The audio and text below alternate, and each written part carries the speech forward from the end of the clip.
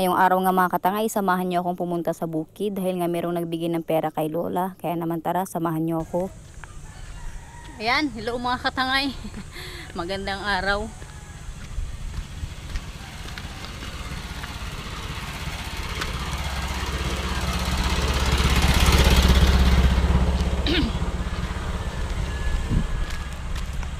Yan. Yan, hello mga katangay, magandang araw po sa ating lahat. So, ito muna yung ginamit kong camera, yung GoPro.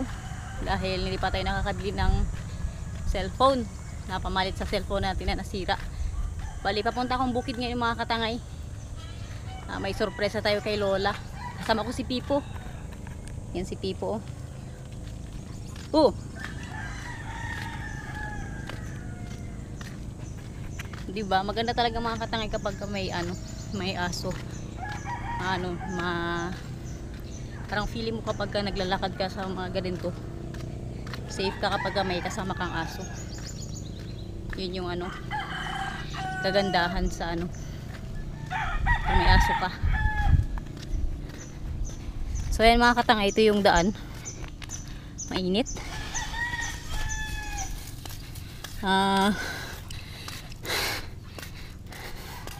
Hinahapo agad ako. So dito yung daan papunta kay Lola mga katangay, papuntang bukid. Medyo malayo-layo pa yung lalakarin natin. Pero hindi naman ganun kalayuan mga katangay yung bukid nila Lola. Parang 15 minutes yung lakad. So, napakainit. Ay, Diyos ko. Buti na lang kasama ko si Pipo. May hati tayo mga katangay kay Lola. May sorpresa tayo sa kanya. Kasi may follower na nagbigay sa kanya ng gift. Wait lang. Ang init. May mga tangay. So ito yung mga tangay bibigyan kay Lola.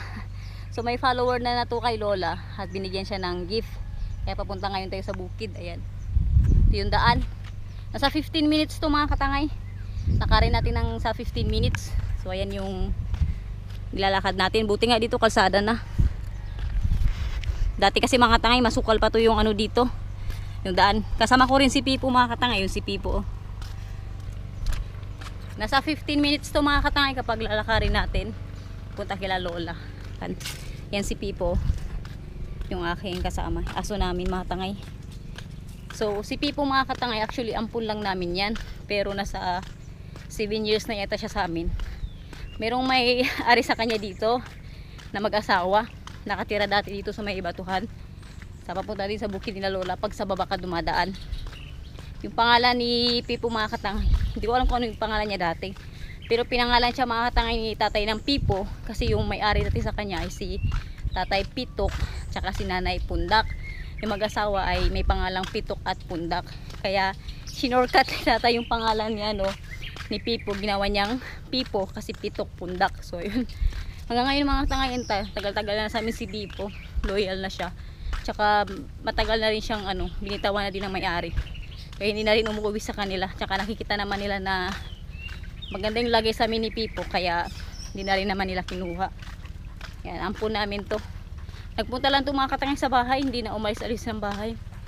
Yan siya diba? Si Pipo, aking kasama. Ihi pa. Ganyan talaga mga katangay yung mga aso. Kapag dumadaan sila sa mga ganito, siging kaihi. Parang yan yung tanda nila. Yan nagiging tanda nila sa daan para hindi sila mawala yung kanilang mga ihi. So ayan mga katangay. Balitaan ko kayo mga katangay kapag nandun na tayo kila Lola. Ayan mga katangay, malapit na tayo sa bahay nila Lola. Ayan si Pipo. So ayan.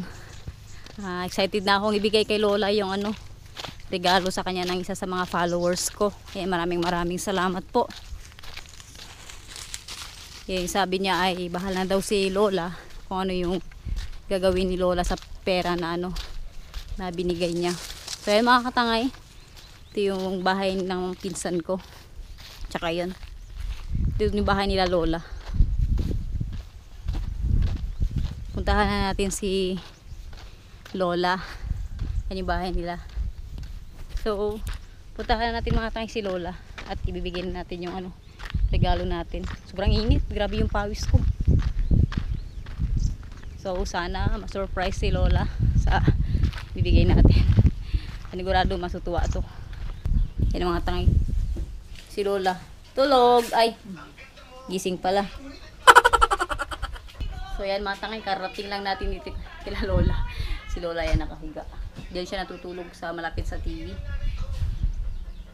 Play niya yan. Manood ng TV. Wala. Ako lang may tatawkanin mo. Bibigay na natin yung binigay ng ano ng follower natin. Mga tanga, ito yung pera ni Lola. Bibigay na natin. Hindi ko alam na ganito ang mangyayari sa'yo. Oh. Salamat sa Diyos. 5, At nalaman ko ang tunay ng ugali. 7, Mag-alala anak, okay lang yun. 9, At ikaw, Luz, maraming salamat sa'yo. Dahil nandiyan ka lang isa sa ha? Pasalamat ka. at napansin ko. Salamat. Dahil mga tangay na bigyan na natin kay Lola. Ayan siya. Ayan.